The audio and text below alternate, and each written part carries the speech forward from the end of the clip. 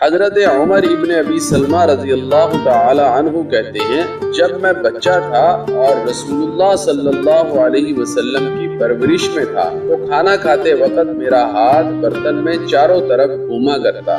एक मर्तबा रसूलुल्लाह सल्लल्लाहु अलैहि वसल्लम ने मुझसे फरमाया, बेटे खाना शुरू करने से पहले बिस्मिल्लाह पढ़ लिया करो, दाहिने हाथ से खाना खाया करो और बर्तन में वहां से खाया करो जो जगह आपके सामने हो। चुनाचे उसके बाद मैं हमेशा इसी हिदायत के मुताबिक खाना खाता रहा।